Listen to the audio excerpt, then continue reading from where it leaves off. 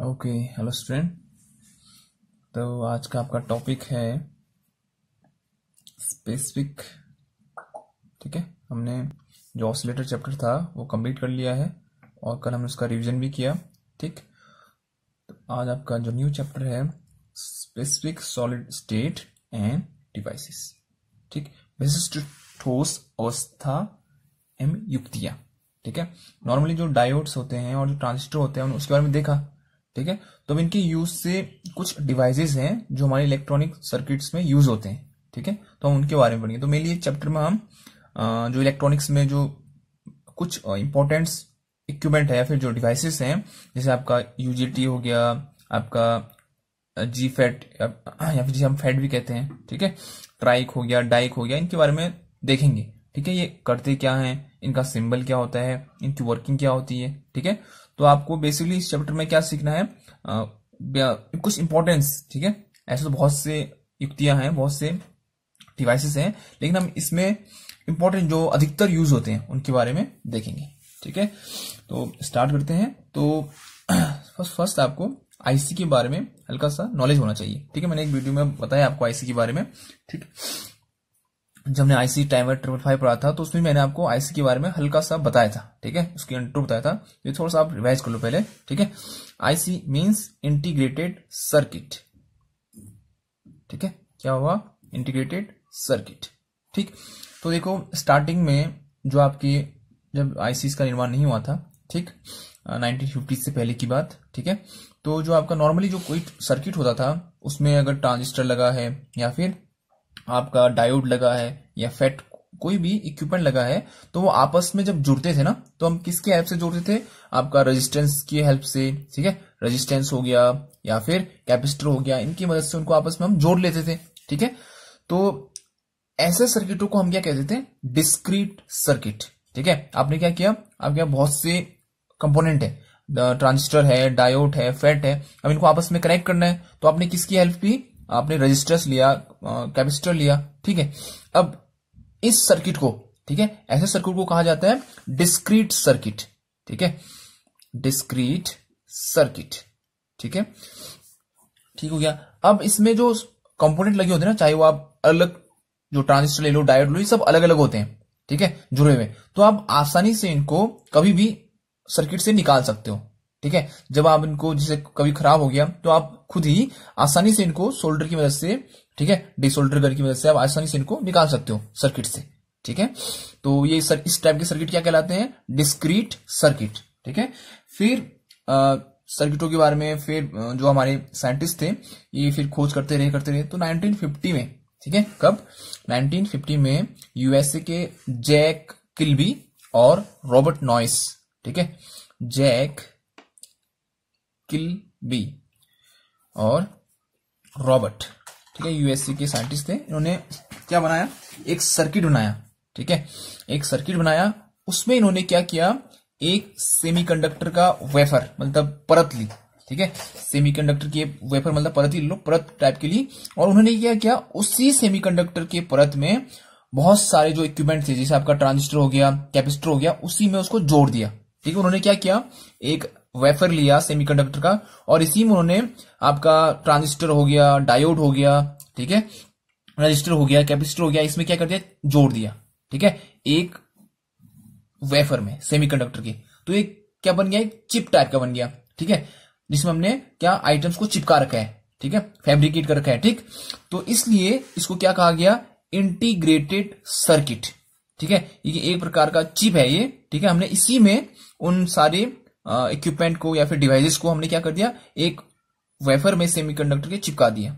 ठीक है, तो ये क्या कहलाया, आईसी, जिसे हम कहते हैं इंटीग्रेटेड सर्किट। ठीक है, अब इसमें क्या होता है कि ये निकल नहीं सकता फिर। ठीक है, आपने जब इसको बनाया, अगर इसके अंदर के जो कंपोनेंट खराब हो गए फिर आईसी चेंज ही करनी पड़ती है, पूरी कंप्लीट आईसी।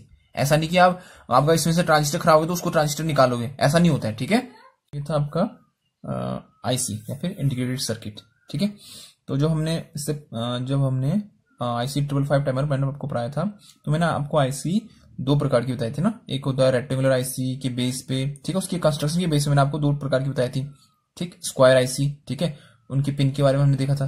तो यहाँ पर हम जो आईसी है, ठीक है, उसके आउटपुट के बेस पर उसको डिवाइड करते हैं। ठीक है, उसका आउटपुट में या फिर इनपुट और आउटपुट कैसे प्राप्त होता है, तो यहां पर हम आईसी को फिर दो प्रकार में डिवाइड करेंगे, एनालॉग आईसी और डिजिटल आईसी। ठीक है, वहां पर वो कंस्ट्रक्शन के बेस पे मैंने आपको रेक्टेंगुलर और स्क्वायर बताया था, यहां पर यह आउटपुट के बेस पर। तो क्या हो गया, एनालॉग आईसी और डिजिटल आईसी। ठीक है, अब पहले क्या देख लो, एनालॉग आईसी देख लो। ठीक है, देखो एनालॉग आईसी में क्या होता है, आपका जो इनपुट और आउटपुट होता है ना, वो क्या होता है, कंटिन्यूअस होता है। ठीक है, मतलब जैसे आपने इनपुट दिया है ना, ये टूटेगा नहीं बीच में, कहीं पर रुकेगा नहीं। ठीक है, अगर स्टार्ट हो गया तो ये कंटिन्यूअस बने रहेगा ऐसी। ठीक है, ये ठीक, तो ये आपका क्या हो गया, एक कंटिन्यूअस सिग्नल है। ठीक है, ये चलते रहेगा आगे। ठीक, और आप इनपुट भी ऐसा ही दोगे, आपको आउटपुट भी ऐसा ही मिलेगा। ठीक है, तो ये आपका क्या कहलाता है, लीनियर आईसी भी कहलाता है। बहुत इंपॉर्टेंट है कि आपको दिया होगा कि लीनियर आईसी कौन सी होती है, एनालॉग आईसी या फिर डिजिटल आईसी। तो आपका जो एनालॉग आईसी होता है उसी को हम क्या कहते हैं, लीनियर आईसी। लीनियर आईसी मतलब उसका जो पाथ है वो ब्रेक ना होना बीच में, लीनियरली से लीनियर है। ठीक है, ये आपका क्या कहलाएगा, लीनियर। ठीक है, तो ये आपका क्या हो गया, एनालॉग आईसी। ठीक है, उतने डिटेल में नहीं पढ़ा रहा हूं। ठीक है, आपको उतने डिटेल में नहीं जा रहे हम, आपका जो कोर्स है बस आपको हल्का सा समझना है कि होता क्या है। ठीक है, तो ये आपका क्या था, एनालॉग आईसी। ठीक है, जिसका इनपुट और आउटपुट क्या होता है, लीनियर होता है, कंटिन्यूअस होता है। ठीक है, तो मेनली जो आईसी होती है वो ऑडियो या फिर रेडियो फ्रिक्वेंसी एम्पलीफायर में यूज की जाती है। ठीक है, किसमें यूज की जाती है एनालॉग को, इसको यूज की जाती है ऑडियो फ्रिक्वेंसी एम्पलीफायर में, और मेनली, ठीक है, मेनली इसको रेडियो फ्रिक्वेंसी एम्पलीफायर और दूसरा क्या हो गया, रेडियो फ्रिक्वेंसी एम्पलीफायर में यूज किया जाता है। ठीक है, तो ये था आपका एनालॉग आईसी। अब दूसरा आता है डिजिटल आईसी। ठीक है, आपका जो लॉजिक गेट्स होते हैं सारे, एंड गेट, और गेट, नैंड गेट, ठीक है, एक्सॉर गेट, ठीक है, या फ्लिप फ्लॉप, ये सब डिजिटल आईसीज है। ठीक है, ठीक, अच्छा इसमें एग्जांपल ही लिखा मैंने ना। ठीक है, चलो एग्जांपल भी लिख लो इसमें, एक मिनट। तो जो एनालॉग आईसी है ना, इसकी एग्जांपल लिख लो, क्या पता एग्जाम में आपको वो पूछे ना, एक दो एग्जांपल आपको बताना चाहिए। तो CA3068, ठीक हो गया, फिर हो गया TVA 120, ठीक है, TVA 810, ठीक है, TVA 920, ठीक है, TVA 920, ठीक है, TVA 1044, ठीक है। तो मेरी TVA वाले जो होते हैं ना आईसी, ये मेनली किस में आते हैं, एनालॉग आईसी में। ठीक है, नॉर्मली याद रखने का तरीका है। ठीक है, तो इस प्रकार की आईसी किस में आएगी, एनालॉग आईसी में। ठीक है, अब आए डिजिटल आईसी।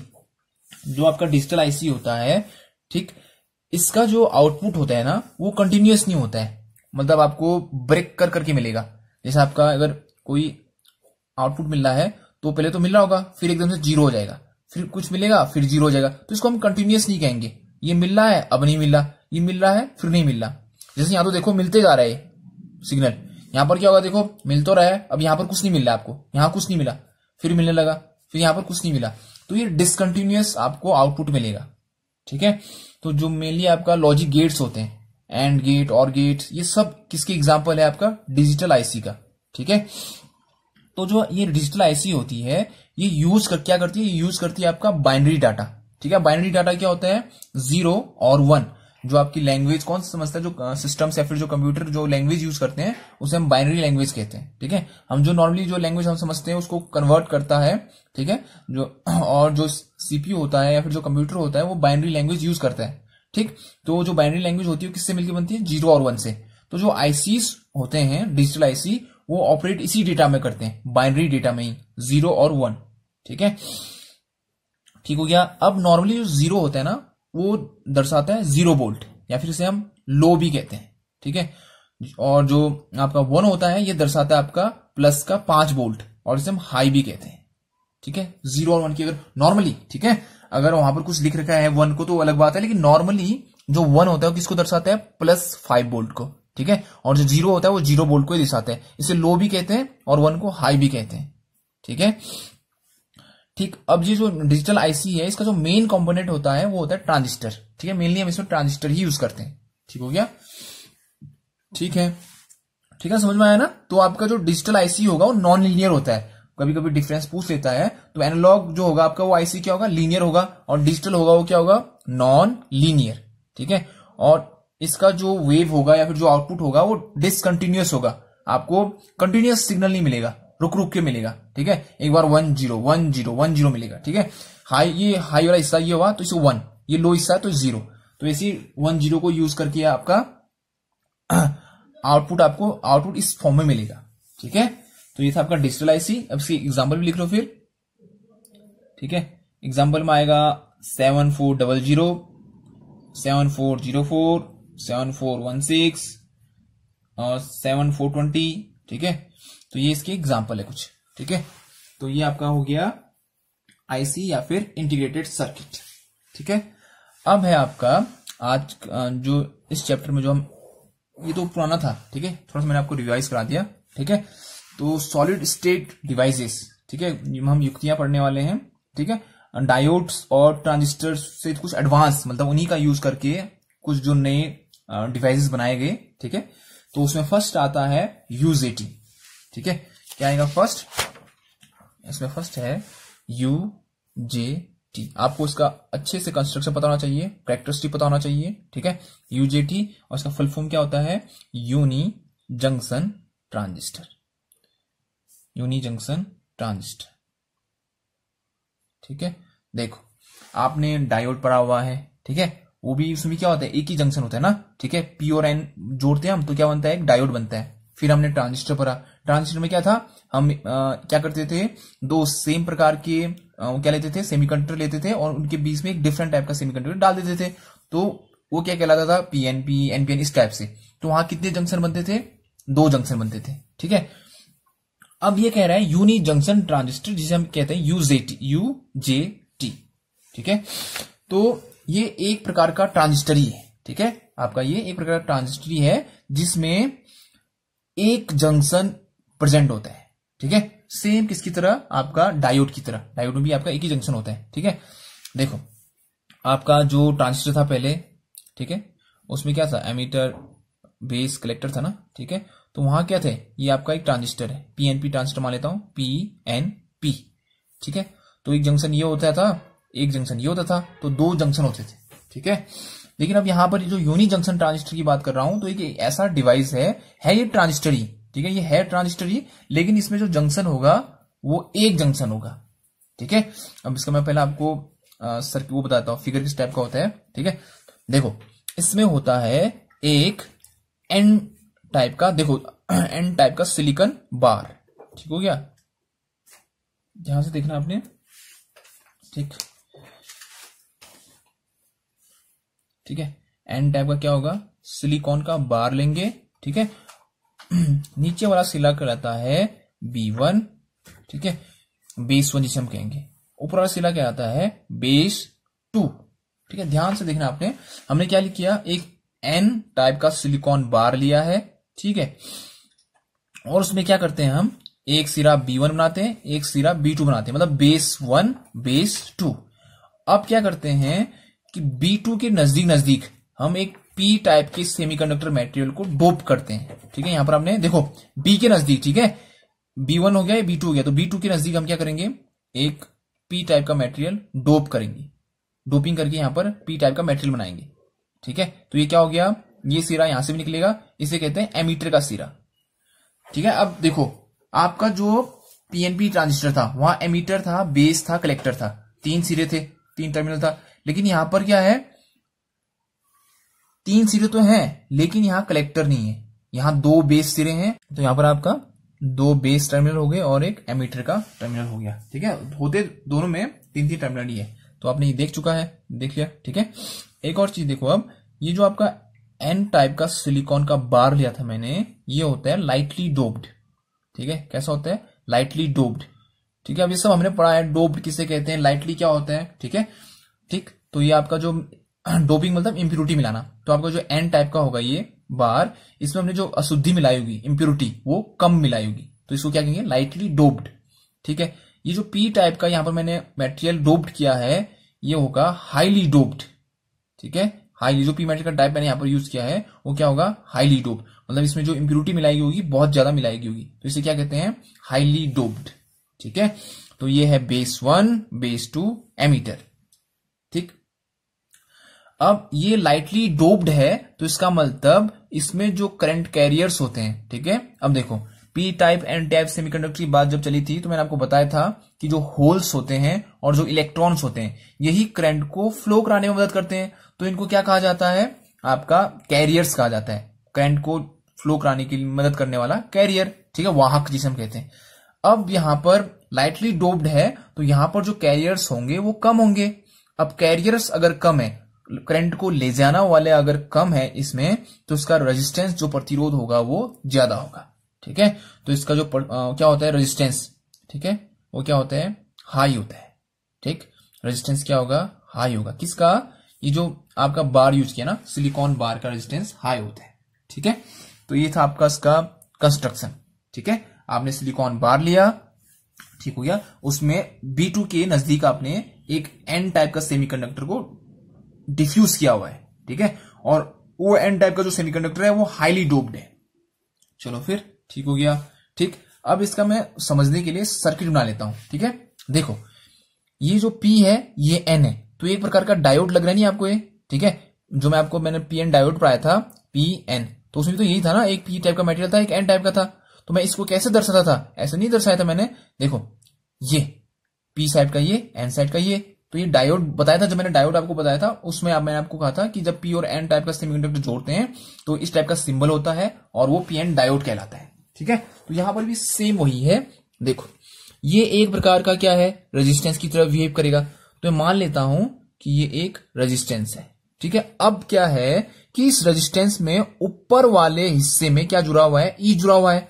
तो मैं ऊपर क्या जोड़ लेता हूं, E को जोड़ लेता हूं, ठीक है। नीचे फिर रेजिस्टेंस कंटिन्यू, ठीक है। देखो ये जो बार है ना, ये जो बार मैंने लिया है सिलिकॉन का, ये कंप्लीट रेजिस्टेंस दिखाएगा वो, लेकिन बीच में क्या जुड़ा है, ये भी तो जुड़ा है ना, P टाइप का जो सेमीकंडक्टर ये जोड़ रखा है मैंने, तो ये ऊपर जुड़ेगा, ठीक है। यहां पर कहने का मतलब नीचे वाला रेजिस्टेंस ज्यादा होगा, ऊपर वाला रेजिस्टेंस कम होगा। क्यों होगा, देखो क्योंकि यहां तो नजदीकी है ना इसके, ठीक है। ध्यान से देखो, मान लो अगर ये एक रेजिस्टेंस है, ठीक है, और ये एक रेजिस्टेंस नीचे है, तो ये रेजिस्टेंस ज्यादा लग रहा है नहीं आपको, देखो देखने से ही, तो इसका रेजिस्टेंस क्या होगा, ज्यादा होगा, और इसका रेजिस्टेंस क्या होगा, कम होगा।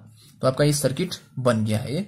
ये आपका B2 है, यहां पर एक डायोड की तरह काम करेगा ये आपका E है, ठीक है। अब ये डायोड किसको दिखा रहा है, ये जो P टाइप का सेमीकंडक्टर है और ये जो N टाइप का आपका सेमीकंडक्टर है ना, इसको दिखा रहा है ये डायोड, और ये जुड़ गया है यहां पर, ठीक है। और नीचे क्या है, ये B1, ठीक। ये वाला जो रेजिस्टेंस होता है ये वेरिएबल रेजिस्टेंस की तरह बिहेव करता है, वेरी करेगा मतलब ये, ठीक है। और ये आपका फिक्स होता है, तो ये हो गया RB2, ठीक है। तो ध्यान देना आपने, तो UJT जिसे हम कहते हैं यूनि जंक्शन ट्रांजिस्टर, उसका कंस्ट्रक्शन ऐसा था। अब इसका हाई रेजिस्टेंस होता है, मैं इसकी जगह एक रेजिस्टेंस यूज कर सकता हूं। तो एक ये कंप्लीट रेजिस्टेंस था इस टाइप का, ये इस टाइप का रेजिस्टेंस था ये, ठीक है। अब इसके बीच में यहां से क्या जुड़ा था, एक P जुड़ा था ना, तो मैंने यहां पर को एक P जोड़ दिया, बस ये इतना है, ये P है यहां पर जुड़ा हुआ, ये है ना P, इसी रेजिस्टेंस यहां तो जुड़ा है मैंने, तो मैंने यहां पर P को दर्शा दिया, PN को जो डायोड था उसको ऐसे दर्शा रखा है, बस यही सर्किट को ऐसा बना रखा है मैंने, एक ही चीज है, ठीक है। RB1 की वैल्यू हाई होगी RB2 की अपेक्षा, क्योंकि ये थोड़ा ऊपर है, क्योंकि इसकी लेंथ क्या है ज्यादा, तो इसका रेजिस्टेंस भी ज्यादा, ठीक हो गया। तो अगर इस सर्किट की मैं बात करूं, अब हम वर्किंग समझ लेते हैं थोड़ा सा, ठीक है। अगर मैं इस सर्किट की बात करूं, यहां पर अगर मैं कोई भी वोल्टेज सर्किट में अप्लाई नहीं करता हूं, तो ये और ये किसकी तरह बिहेव करेंगे, एज ए सीरीज की तरह, ठीक है। मतलब कोई करंट फ्लो हो नहीं रहा है तो इसमें कोई करंट जाएगा नहीं, तो ये दोनों किस में होंगे, आपस में सीरीज में होंगे, ठीक है। तो मैं टोटल रेजिस्टेंस मान लेता हूं UJT का RBB, टोटल रेजिस्टेंस, ये क्या होगा RB2 प्लस RB1, ठीक है। ऐसा क्यों कहा मैंने, क्योंकि देखो अभी इस साइड कोई करंट फ्लो नहीं हो रहा है, तो ये मान सकते हो कि यहां कुछ नहीं है अभी, ठीक है, यहां कुछ नहीं है, ठीक है। तो ये दोनों आपस में किसमें हो गए, सीरीज में का फॉर्मूला लगा दिया, टोटल रेजिस्टेंस बराबर दोनों रेजिस्टेंस को जोड़ दिया, ठीक है। तो इसकी वैल्यू अप्रोक्सीमेटली होती है टोटल रेजिस्टेंस की 4 किलो ओम से लेकर 10 किलो ओम के बीच, ठीक है। ये भी बहुत इंपॉर्टेंट क्वेश्चन है कि जो UJT के अंदर जो रेजिस्टेंस होता है, ठीक है, N टाइप के सेमीकंडक्टर का, उसका रेजिस्टेंस कितना होता है नॉर्मली, या फिर ऐसा पूछा जाएगा कि एक UJT का जो रेजिस्टेंस होता है वो अप्रोक्सीमेटली कितना होता है, तो होता है आपका 4 किलो ओम से 10 किलो ओम के बीच, ठीक है। तो ये था आपका इसका हल्का सा सर्किट के बारे में, ठीक है। अब आता है इसका सिंबल। ठीक है, इसको इसकी जो कैरेक्टरिस्टिक है या फिर इनपुट आउटपुट कैरेक्टरिस्टिक वो अभी देखेंगे, पहले इसका सिंबल देख लेते हैं। ठीक है, तो इतना समझ में आया ना कि आरबीबी के ये और इसके जोड़ के बराबर। ठीक है, ये इसका सर्किट इस प्रकार से होता है वर्किंग समझने के लिए, और ये इसका कंस्ट्रक्शन हो गया। ठीक है, अब आता है इसका सिंबल। ठीक है, आपका यूजेटी का सिंबल। ठीक, तो देखो इसमें क्या होता है, आपने एक सर्कल बनाना है, ये बहुत इंपॉर्टेंट है आपका। ठीक है, सिंबल, क्योंकि आपका ड्राइंग के इसमें भी सिंबल आ सकता है और आपका इसमें भी सिंबल आ सकता है। एक यहां लाइन खींच दो और यहां से एक बाहर और यहां से एक बाहर। ठीक है, और यहां से एक सिरा आएगा आपका एमीटर का ये, और यहां से जाके नीचे को हो जाएगा, करंट फ्लो नीचे को होगा मतलब। ठीक है, ये ई, ये B2, ये B1। ठीक है, करंट आपका कहां को फ्लो हो रहा है, नीचे B1 की ओर। ऐसा क्यों होता है अभी हम इसके वर्किंग में देखेंगे। ठीक है, लेकिन अभी तक फिलहाल आप सिंबल समझ लो। ठीक है, समझ में आया आपको। ठीक है, तो ये क्या आपका करंट नीचे की ओर फ्लो हो रहा है। ठीक है, किसकी ओर, B1 की ओर। ये ई से जो करंट आएगा कहां की जाएगा, B1 की ओर जाएगा। अब ऐसा क्यों होता है वो हम इसकी वर्किंग में समझेंगे। फिलहाल ये आप इसका सिंबल देख लीजिए अच्छे से। ठीक है, तो ये आपका क्या हो गया, यूजेटी का सिंबल भी हो गया। ठीक है, चलो फिर हम इसका थोड़ा सा कैरेक्टरिस्टिक देख लेते हैं। ठीक है, चलो मैं इसको दोबारा बनाता हूं समझने के लिए। ठीक है, मान लो ये आपका क्या है, वही डायोड है। ठीक है, ये आपका रेजिस्टेंस था ऊपर वाला, ये आपका नीचे का रेजिस्टेंस था। यहां आपने वोल्टेज लगाया हुआ है। ठीक है, बैटरी लगाई हुई है, प्लस माइनस, ये क्या है, VBB। ठीक है, ये पर क्या है आपका E। ठीक, ये एक डायोड है, इसका रेजिस्टेंस कितना माना है, RB2, इसका रेजिस्टेंस कितना माना है, RB1। ठीक है, अब हम मान रहे हैं कि जो RB1 है इज ग्रेटर देन। ठीक है, RB1 क्या है, ग्रेटर देन RB2। ठीक, यहां पर का जो वोल्टेज होगा ना, इसको मैं क्या मान लेता हूं, V1 मान लेता हूं, यहां पर जो वोल्टेज होगा। ठीक है, हाँ ठीक है, ध्यान से देखो, अभी जो ये डायोड है इसको मैंने अभी कनेक्ट नहीं किया है, ये ओपन है, तो अभी इसको भूल जाओ, अभी इतना ही सर्किट समझो। ठीक है, कि एक बैटरी है, उसकी साइड दो लगे हुए हैं रेजिस्टेंस, तो यहां पर जो वोल्टेज है वो कितना है, V1 है। ठीक है, और मैं मान रहा हूं कि जो RB1 है उसके अक्रॉस जो वोल्टेज होगा वो ज्यादा होगा। क्यों ज्यादा होगा, क्योंकि रेजिस्टेंस ज्यादा है ना। ठीक है, रेजिस्टेंस ज्यादा तो इसके अक्रॉस वोल्टेज भी क्या होगा, ज्यादा होगा। ठीक है, तो RB1 के अक्रॉस वोल्टेज ज्यादा, तो ये आपने याद रखना है, RB1 ग्रेटर देन RB2। क्यों होगा, क्योंकि इसका रेजिस्टेंस ज्यादा है। क्यों ज्यादा होगा मैंने आप लोग को बता रखा है। ठीक है, चलो फिर अब इस V1 को निकालता हूं। अब V1 निकालने का फॉर्मूला वही वोल्टेज डिवाइडर रूल। ठीक है, टोटल वोल्टेज कितना है, VBB लिख दिया, मल्टीप्लाई क्या करूंगा, देखो इस जगह का मुझे वोल्टेज निकालना है, तो इसी जगह का रेजिस्टेंस गुना करूंगा RB1 अपॉन में क्या होगा, देखो ये तो कुछ है नहीं इस साइड, यहां पर निकालना है। ठीक हो गया, अब सर्किट में रेजिस्टेंस कितने हैं, एक ये और एक ये, तो इन दोनों को जोड़ के लिख दूंगा RB1 प्लस RB2। ठीक है, तो ये आपका क्या था, B1 की वैल्यू। ठीक है, अब ध्यान से सुनना कि ये जो RB1 है, ये RB1 इस RB2, इसको मैं लिखता हूं। ठीक है, इसको ऐसा लिखूंगा, बराबर ईटा VBB। ठीक है, इसकी जगह मैंने एक कांस्टेंट ले लिया ईटा। ठीक है, इसकी जगह क्या ले लिया, एक ईटा, इस वर्ष की जगह। ठीक है, और इसी ईटा को क्या कहा जाता है, ये बहुत इंपॉर्टेंट है। ठीक है, intrinsic stand of ratio. Intrinsic, ठीक है, इसे कहते हैं इंट्रिंसिक स्टैंड ऑफ रेशियो। क्या क्वेश्चन, तो क्या कहलाएगा आपका, ईटा इज इक्वल टू क्या होगा, RB1 upon RB2 plus RB1। ठीक है, तो ये रेशियो क्या कहलाएगा आपका, इंट्रिंसिक स्टैंड ऑफ रेशियो। ठीक है, चलो हम इसका थोड़ा सा वर्किंग समझ लेते हैं। ठीक है, हल्का सा कैरेक्टरिस्टिक इसका। ठीक है, ग्राफ। ठीक, चलो फिर आपका ये सर्किट डायग्राम है। ठीक है, फिर से देखो सर्किट डायग्राम को, देखो यहां पर का जो वोल्टेज है वो क्या है, V1 मान रखा है मैंने, उसकी वैल्यू कितनी निकाली है, ईटा VBB। ठीक है, ये निकाल ली मैंने। ठीक हो गया, ये जो डायोड है इसके अक्रॉस भी कुछ ना कुछ वोल्टेज होगा। ठीक है। जब भी इसमें से करंट फ्लो होगा तो इसमें वोल्टेज डेवलप होगा। ठीक है, यहां पर मैंने एक बैटरी लाई है जिसका वोल्टेज मैंने डिनोट किया है VB से। ठीक है, तो अब ध्यान से देखो कि ये आपका बेस का सिरा है और ये आपका एमीटर का सिरा है, तो इनकी बीच जो वोल्टेज होगा VEB1, ठीक है, ये E है, ये B1 हिस्सा है, तो इनके बीच जो वोल्टेज होगा वो कितना होगा, यहां पर का जो वोल्टेज होगा वो उसको लिखो और उसमें जोड़ दो आप यहां पर का जो वोल्टेज है।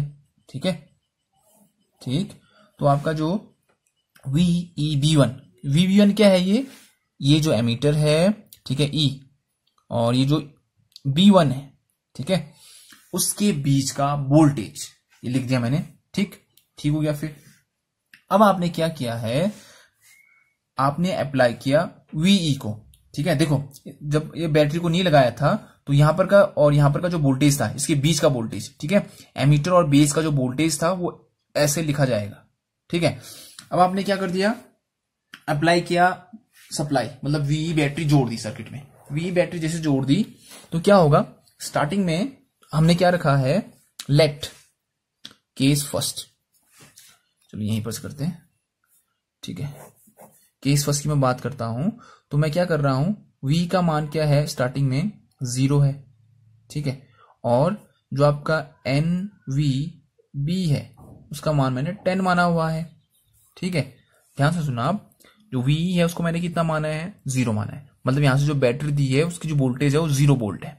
और जो आपका NVBB है ये कौन सा वोल्टेज है, जो यहां पर जो वोल्टेज है उसको कितना मान लिया मैंने, 10 मान लिया है। ठीक, तो अब आपको डायोड का जो कंडीशन है वो पता होना चाहिए। ठीक है, डायोड में हमेशा क्या होता है कि इस साइड या तो पॉजिटिव जुड़े या फिर क्या जुड़े, हाई वोल्टेज जुड़े। ठीक है, ध्यान से सुनो, कभी भी डायोड फॉरवर्ड वाइज में तब होता है अगर उसका ये वाला हिस्सा क्या हो, ज्यादा वोल्टेज वाला हो या फिर क्या हो, पॉजिटिव हो। ठीक है, यहां हिस्सा क्या होना चाहिए आपका, ये वाला हिस्सा होना चाहिए कम वोल्टेज वाला, लेकिन यहां पर देखो उल्टा हो रहा है, यहां पर ये हिस्सा क्या है, कम वोल्टेज वाले से जुड़ चुका है, क्योंकि मैं इसको क्या मान रहा हूं, 0 मान रहा हूं, तो ये कम वोल्टेज, ये ज्यादा वोल्टेज हिस्सा, तो ये किस में आ गया, रिवर्स वाइस में। ठीक है, तो जब आपका VE का मान 0 होगा और NVE का मान आपने 10 माना तो डायोड क्या आ जाएगा, डायोड हो जाएगा आपका रिवर्स बाइस में, डायोड इज रिवर्स बाइस। ठीक है, डायोड रिवर्स बाइस में होने के कारण उसमें जो मेजोरिटीज कैरियर थे, जो इलेक्ट्रॉन और होल होंगे मेजोरिटी में, उसके कारण करंट फ्लो नहीं होगा। ठीक है, लेकिन उसमें एक हल्का सा करंट फ्लो होगा, किसके कारण, माइनॉरिटी चार्ज कैरियर के कारण करंट फ्लो होगा। ठीक है, तो उस करंट को क्या कहते हैं, लीकेज करंट। तो मैं वो करंट को मान रहा हूं IEO। ठीक है, देखो अगर फॉरवर्ड बाइस में होता तो करंट ऐसे फ्लो करता, पॉजिटिव से नेगेटिव की ओर। ठीक है, इधर को उल्टा हिस्सा ये हुआ डायोड का, इस साइड को ऐसे फ्लो होता, लेकिन अभी रिवर्स वाइस के कारण करंट फ्लो हो रहा है तो डायोड की उल्टी दिशा में फ्लो होता है ये।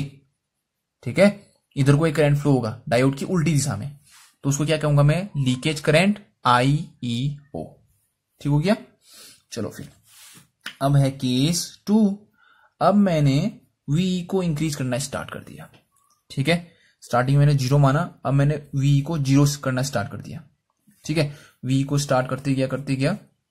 ठीक है, अब VE का मान किसके बराबर पहुंच गया, जो बेस और एमीटर के बीच का वोल्टेज था। ठीक है, जो बेस ये है और एमीटर है उसका जो बीच का जो वोल्टेज था उसके बराबर पहुंच चुका है। ठीक है, देखो स्टार्टिंग मैंने आपको एक इक्वेशन लिखाई थी इसी में कि जो VE1 है वो कितना था, IBBB प्लस VD, ये लिखाया था ना। अब मैं VE का मान बढ़ाते गया और इसके बराबर पहुंचा दिया मैंने। ठीक है, इस वोल्टेज के बराबर पहुंचा दिया है। ठीक है, कहने का मतलब इसके दोनों साइड वोल्टेज क्या हो गए, बराबर हो गए। ठीक है, ठीक, अब आप क्या करो, ध्यान से देखो। ठीक है, आपने VE का मान बढ़ाते गए, रुको, हाँ जो आपका VE है उसको आप क्या करते गए, इंक्रीज करते गए। तो स्टार्टिंग में रिवर्स वाइस में कब था, रिवर्स वाइस में तब था जब यहां वोल्टेज कम था और यहां वोल्टेज जब यहां वोल्टेज कम था और यहां वोल्टेज ज्यादा था, तो ये क्या आ रहा था, रिवर्स वाइस में आ रहा था। ठीक है, अब मैं क्या कर रहा हूं, इस वोल्टेज को बढ़ाते जा रहा हूं। एक कंडीशन ऐसा आएगा जब ये VE किसके बराबर हो जाएगा, आपका जो यहां से जो वोल्टेज अप्लाई या यहां जो वोल्टेज है उसके, मतलब दोनों साइड वोल्टेज क्या हो गए, बराबर। ये जो डायोड है आपका, यहां भी वोल्टेज सेम, यहां भी वोल्टेज सेम, अब ना ये फॉरवर्ड बाइस में ना रिवर्स बाइस में, तो उसमें इसमें कोई भी करंट फ्लो नहीं होगा। अगर कोई भी करंट फ्लो नहीं हो रहा है तो इसका वोल्टेज भी कितना होगा, 0। ठीक है, समझ में आया आपको। देखो जब आपने क्या किया, यहां भी वोल्टेज बढ़ाते गए वीवी को, ठीक है, इस वोल्टेज को बढ़ाते गए, तो एक समय आएगा कि जब यहां का वोल्टेज और यहां का वोल्टेज क्या होगा, सेम हो जाएगा। ठीक है, जब ये वोल्टेज सेम हो जाएगा तो करंट कैरियर फ्लो नहीं करेंगे, मतलब इसमें से कोई करंट फ्लो नहीं होगा ना। देखो यहां से जितना फोर्स लगेगा उतना यहां से लग रहा है, तो दोनों एक दूसरे को क्या करेंगे, न्यूट्रलाइज कर देंगे। तो मतलब कोई करंट फ्लो नहीं होगा, कोई करंट फ्लो नहीं होगा, तो ये जो डायोड है इसमें जो वोल्टेज होगा कितना होगा, 0 होगा। ठीक है, तो उस समय उस केस में, ठीक, उस केस में आपका जो VD है, ठीक है, उसकी वैल्यू कितनी होगी, 0 के बराबर। ठीक है, VD की वैल्यू होगी 0, तो आपका VEB1 मतलब एमीटर और बेस के बीच का जो वोल्टेज होगा उसको मैं सिंपल ऐसा लिख दूंगा, ये। ठीक है, ये कब है, जब आपका VE बराबर किसकी हो जाएगा, ईटा VBB। जब ये दोनों बराबर हो जाएंगे तो उस केस में आपका ये मिलेगा, ये इक्वेशन, मतलब एमीटर और जो बेस के बीच का जो वोल्टेज था वो किसके बराबर आ जाएगा, ईटा VBB। क्यों आएगा, क्योंकि अब डायोड में कोई वोल्टेज नहीं है। ठीक है, तो ये इसका केस 2 था। ठीक है, अब इसी को हम ग्राफ के थ्रू समझेंगे। ठीक है, ग्राफ से थोड़ा सा आपको अच्छा समझ में आएगा। ठीक है, तो देखो फिर ग्राफ ड्रॉ कर लेता हूं मैं, अच्छे से एकदम ध्यान से देखना। ये आपका हॉरिजॉन्टल हो गया, ये वर्टिकल, इसको मैं मान रहा हूं V, इसको मान रहा हूं मैं IE, एमीटर करंट, और ये एमीटर वोल्टेज। देखो स्टार्टिंग में जब आपका V का मान बहुत कम था, ठीक है, मतलब आपने V दिया ही नहीं था, ठीक है, V दिया ही नहीं था, तो आपका एक करंट फ्लो हो रहा था। ठीक है, जिसे मैं क्या कह रहा था, देखो इक्वेशन को देखते हुए जाना हमने। ठीक है, देखो स्टार्टिंग में V का मान कितना है, 0। ठीक है, तो उसमें आपका लीकेज करंट बह रहा था। ये वाला हिस्सा तो फॉरवर्ड वाइज के लिए बना रखा है मैंने, तो इधर बहेगा। ठीक है, इधर को मैं जब देखो V का मान 0 मतलब ये वाली लाइन V के लिए 0 होगा। इस लाइन को मैं क्या कहूंगा, जब V का मान 0 है। ठीक है, तो V का मान क्या है स्टार्टिंग में 0, लेकिन एक करंट फ्लो हो रहा था। मैं उस करंट को यहां पर दिखा देता हूं थोड़ा सा आगे। ठीक है, कुछ ना कुछ करंट तो होगा ही ना। देखो ये यहां से यहां फॉरवर्ड बाइस का करंट, यहां से पीछे को रिवर्स बाइस का करंट। अगर ऊपर इसलिए दिखा रहा हूं क्योंकि वोल्टेज कुछ नहीं है, V का मान कुछ नहीं है, तो यहां पर ये कौन सा करंट है, IEO, इस सर को। ठीक है, लीकेज करंट स्टार्टिंग में। ठीक है, ध्यान से सुनना। अब मैंने क्या किया, जब आपने VE 0 लिया था और आपने क्या किया, NV को 10 माना था, तो उसमें आपका डायोड रिवर्स बाइस में था और जिसके कारण से लीकेज करंट फ्लो हुआ था, तो ये आपका लीकेज करंट हो गया। ठीक है, अब आप V को इंक्रीज कर रहे हो, V को आपने क्या किया, इंक्रीज करना स्टार्ट कर दिया, और V को इंक्रीज करते गए। ठीक है, V इंक्रीज होते जा रहे हैं, तो आपका रिवर्स बाइस करंट घटते जाएगा। ठीक है, पीछे को आ रहा है, देखो रिवर्स करंट घटते गया और एक पॉइंट पे आपका रिवर्स करंट 0 हो गया। ठीक है, जो आपकी इसमें जो करंट फ्लो रहा था वो 0 हो गया। ठीक है, तो वो 0 कब होगा, ठीक है, वो 0 तब होगा जब आपका यहां वाला वोल्टेज और यहां वाला वोल्टेज सेम होगा। ठीक है, अब यहां पर वाला वोल्टेज जब सेम है तो इसमें कोई करंट फ्लो नहीं होगा। ठीक है, ठीक, तो ये वो वैल्यू है V की जिसमें आपका डायोड में से बहने वाला करंट कितना होगा, 0 होगा। ठीक है, फिर आपने क्या किया, और थोड़ा सा V को इंक्रीज किया। अब देखो इंक्रीज कर दिया आपने थोड़ा सा और। ठीक है, ध्यान से देखो, पहले IE 0 करंट फ्लो हो रहा था सर्किट में। ठीक है, जब आपने कोई भी वोल्टेज नहीं दिया था, जब आपने जो आपका सर्किट था, ये सर्किट है, इसमें आपने ये वाला जो V है इसका मान 0 रखा हुआ है, तो ये कोई भी वैल्यू इसकी नहीं है। उस समय भी आपका सर्किट में एक करंट फ्लो था जिसमें लीकेज करंट कह रहा हूं, वो क्या दिखा रहा है, कौन सा हिस्सा दिखा रहा है, ये वाला हिस्सा दिखा रहा है। अब आप क्या कर रहे हो, V को इंक्रीज कर रहे हो, तो ये देखो V का मान बढ़ते जा रहा है। ठीक है, V का मान बढ़ते जा रहा है, लेकिन ये लीकेज करंट घटते जा रहा है ना, तभी इधर को जा रहा है, देखो इधर की ओर, क्योंकि ये लीकेज करंट घट रहा है अब। ठीक है, घटते जाएगा, लीकेज करंट घटते जाएगा, और एक समय ऐसा आएगा कि वो लीकेज करंट का मान कितना हो गया, 0 हो गया।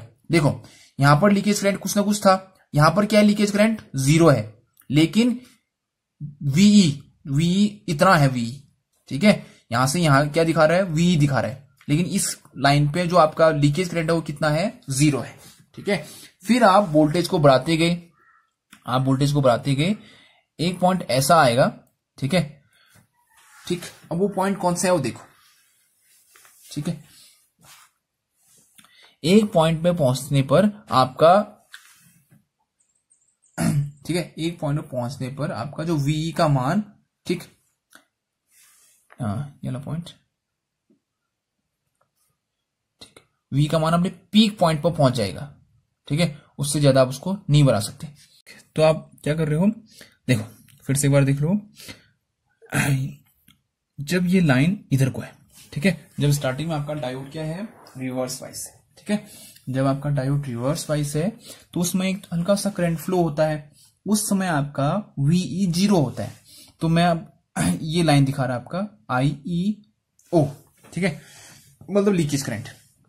अब आप क्या कर रहे हो, VE को इंक्रीज कर रहे हो, V को आप इंक्रीज करते गए।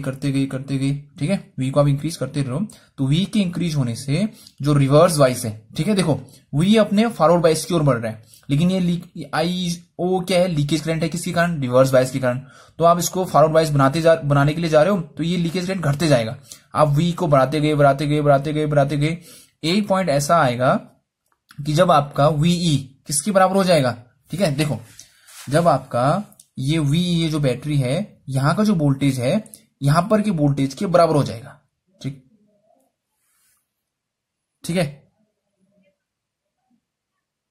जब ये दोनों वोल्टेज बराबर हो जाएंगे तो आपके डायोड में कोई करंट फ्लो नहीं होगा।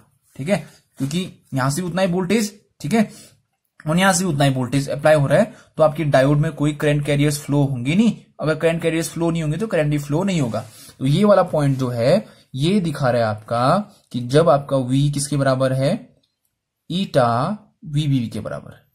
ठीक है, अब आपने V को और बढ़ाया। ठीक है, अब V को आप बढ़ाते गए तो कुछ देर बाद, ठीक है, जो आपका VE है, ये वाला पॉइंट, यहां पर जो आपका VE है, ठीक है, ऐसे देख लो, इस पॉइंट पे ये VE पहुंच गया आपका, इतना तो ये पहले से था।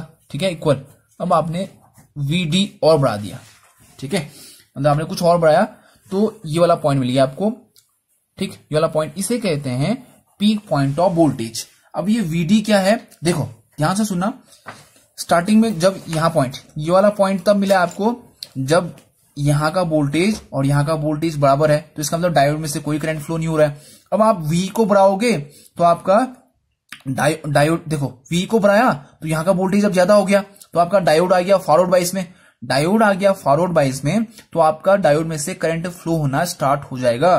ठीक है, अब डायोड में से करंट फ्लो हो रहा है। ठीक है, तो ये देखो, ये वाला हिस्सा क्या दिखा रहा है, डायोड में करंट का बढ़ना। ठीक है, देखो इंक्रीज हो रहा है ना, आप वोल्टेज भी बढ़ाते जा रहे हो तो आपका डायोड में करंट भी बढ़ते जा रहा है। तो एक पॉइंट पर आकर डायोड का आपको क्या मिलेगा, मैक्सिमम वोल्टेज। डायोड जो मैक्सिमम वोल्टेज में जहां पर वो काम कर सकता है, इससे ज्यादा करोगे तो डायोड क्या हो जाएगा, खराब हो जाएगा। तो आपको वो मैक्सिमम वोल्टेज मिलेगा इस पॉइंट पर। ठीक है, तो यहां इतना ये वोल्टेज कहलाएगा VD, मतलब डायोड का वोल्टेज। तो इस पॉइंट पर आपका क्या होगा, VE जो आपका N, देखो ये तो पहले से था उसमें। ठीक है, ये वोल्टेज मैंने अभी बढ़ाया हुआ है, इतना वोल्टेज। ठीक है, तो VE जो आपका VE है, ठीक है, VE जो यहां पर जो वोल्टेज है वो किसके बराबर होगा, ईटा VBB, ये जो पहले से था उसमें मैंने VD और बढ़ा दिया है। इतना वोल्टेज ये क्या कहलाएगा, VD वोल्टेज कहलाएगा। मतलब यहां से यहां का वोल्टेज क्या है, VD है। VD मतलब डायोड का वोल्टेज। ठीक है, अब इतना ही क्यों हो रहा, क्योंकि डायोड की ना एक लिमिट होती है, अगर आप उससे ज्यादा उसको करंट दोगे उसमें तो वो क्या हो जाएगा, खराब हो जाएगा। तो ये एक लिमिट है, तो ये लिमिट क्या कहलाता है, पीक पॉइंट वोल्टेज। ठीक है, अब आपने क्या किया, देखो अब पहले मैं बना लेता हूं। ठीक है, डायोड का छोटा सा सर्किट, ठीक है, कंस्ट्रक्शन से जो हमने बनाया था। ठीक है, ये हिस्सा था ना, ऐसे ही बनाया था मैंने स्टार्टिंग में। अब आप क्या करो, V को बढ़ाते जा रहे हो। V को बढ़ाते आप एक लिमिट में पहुंचोगे, पीक पॉइंट। ठीक है, इस लिमिट पर पहुंचने पे क्या होगा ना कि जो ये E है या फिर जो VE था यहां पर, वो इतना बढ़ जाएगा कि जो आपका P है, ठीक है, यहां पर जो P था, ठीक, इसमें से होल नीचे की ओर ट्रेवल करने लगेंगे। ठीक है, इतना ये बढ़ जाएगा ये V, तो जो ये आपका ये P में जो होल है वो किसी और जाने लग जाएंगे। क्योंकि क्यों जाएंगे ना, क्योंकि उनको इतना एनर्जी मिल जाएगी कि अब वो होल आसानी से कहां जाने लग जाएंगे, B1 की ओर, बेस B1 की ओर जाने लगेंगे। ठीक है, तो उससे क्या होगा आपका, अगर यहां नए होल फ्लो करने लगेंगे तो इस वाले सर्किट का रेजिस्टेंस क्या होगा, घट जाएगा।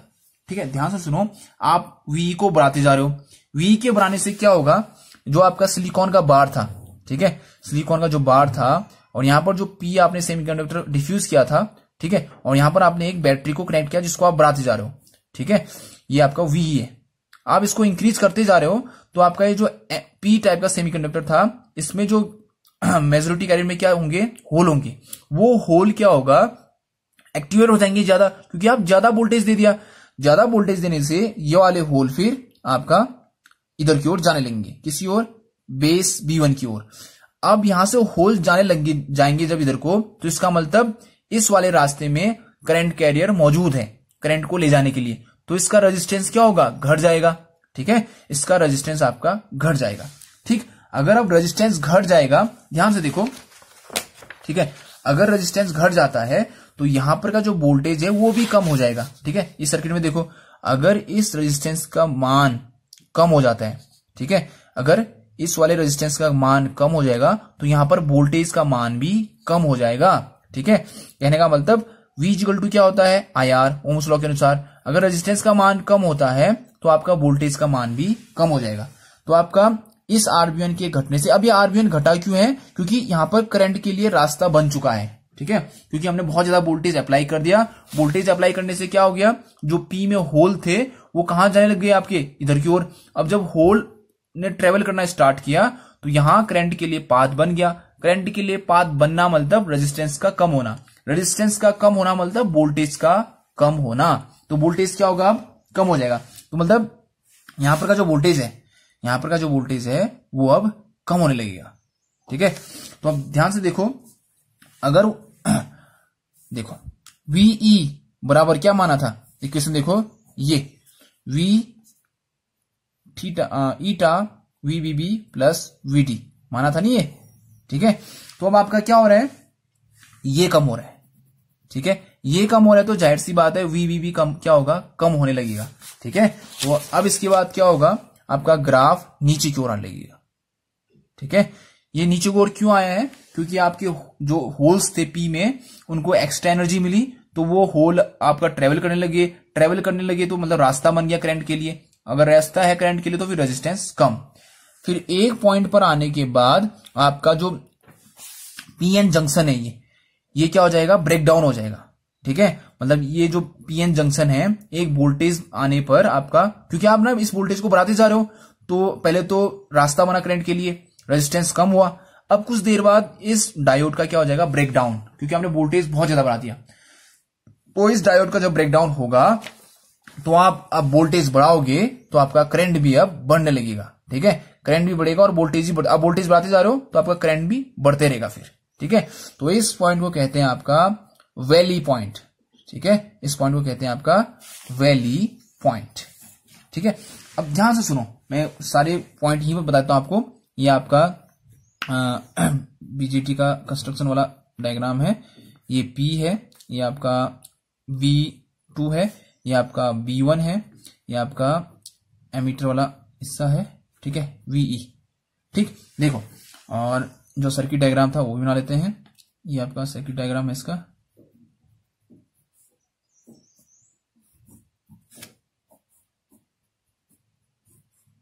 ठीक है, देखो स्टार्टिंग में जो VE था इसको मैंने 0 माना था, तो यहां पर कुछ ना कुछ वोल्टेज था। मैंने कितना माना था वोल्टेज, V1 भी लिख लेते, चलो यहाँ पर का जो वोल्टेज है V1 माना था ना, और V1 बराबर मैंने आपको बताया था कितना निकालता V ईटा VBB।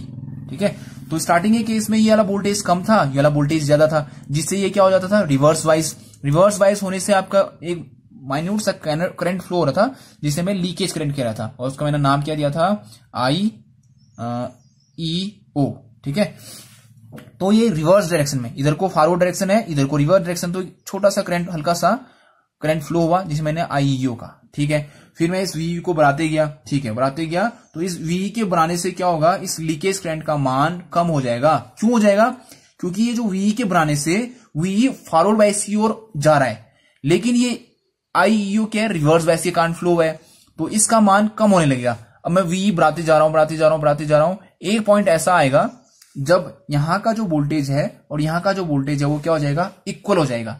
ये जब दोनों इक्वल होंगे तो सर्किट में कोई भी करंट नहीं होगा, ठीक। तो ये पॉइंट वो दर्शा रहा है। देखो यहां पर I का मान 0 है, ना I इधर को है ना इधर को है, ना ये वाला करंट है ना ये वाला करंट है। तो इस पॉइंट में क्या कहा जाएगा कि IE का मान जो ये है वो क्या है, 0 है, ठीक है।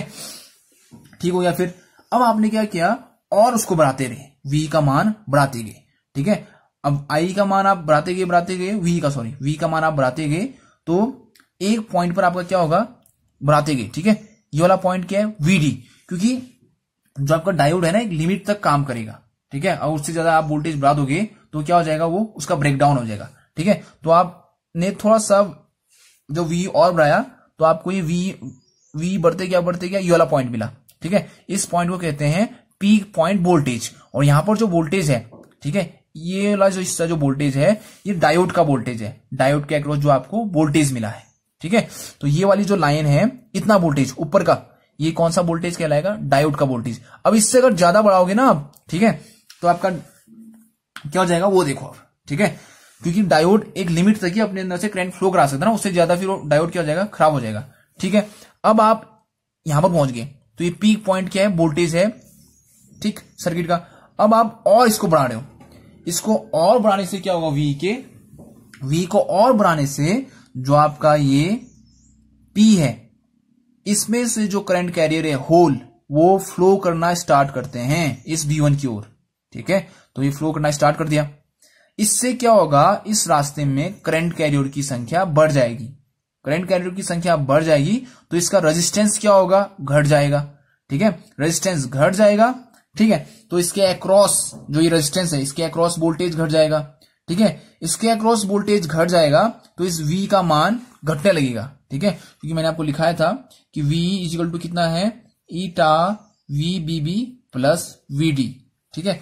तो इस वोल्टेज का मान फिर कम होने लगता है, ऐसे धीरे धीरे और एक लिमिट में आके रुक जाता है। क्यों रुकेगा यहां पर, क्योंकि आप और अगर वोल्टेज बढ़ाओगे ना, ठीक, अगर आपने और वोल्टेज बढ़ाया तो इसका क्या हो जाएगा, ब्रेकडाउन, ठीक है। ये जो आपका डायोड क्या हो जाएगा, इसका जंक्शन खत्म हो जाएगा, ठीक है, जो बैरियर है वो टूट जाएगा। तो फिर अगर आप V और बढ़ाओगे तो अब क्या है, ये नॉर्मल एक वोल्टेज बढ़ाओगे, करंट का मान ही बढ़ते रहेगा, मतलब आपका जो डायोड है वो सैचुरेट हो जाएगा, ठीक है। आप वोल्टेज बढ़ाओगे तो करंट का मान भी बढ़ते रहेगा, ठीक है।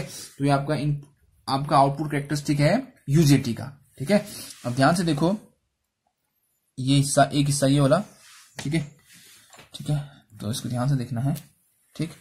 एक हिस्सा आपका ये है, ठीक है, एक हिस्सा आपका ये है, एक हिस्सा आपका ये, 3 हिस्से हो गए इसके, ठीक है। तो ये हिस्सा, ये वाला हिस्सा क्या कहलाएगा आपका, ये जो है ना ये वाला ग्राफ, ये वाला कहलाता है आपका कट ऑफ रीजन, ठीक है, कट ऑफ रीजन, ठीक, ये वाला हिस्सा कट ऑफ, ठीक। और जो ये वाला हिस्सा कहलाता है, ये कहलाता है नेगेटिव रेजिस्टेंस रीजन, क्योंकि इसमें रेजिस्टेंस घटता है, ठीक है, नेगेटिव रेजिस्टेंस रीजन। और ये वाला कहलाता है सैचुरेशन रीजन, क्योंकि इसके बाद आपका डायोड क्या हो जाता है, सैचुरेट हो जाता है, सैचुरेशन रीजन, ठीक है। तो ये आपका क्या था, UJT का वर्किंग, ठीक है। तो ये आपने ध्यान से देखना है, ठीक। चलो ओके स्टूडेंट, अब आप इसको रिवाइज कीजिए घर में अच्छे से, ठीक।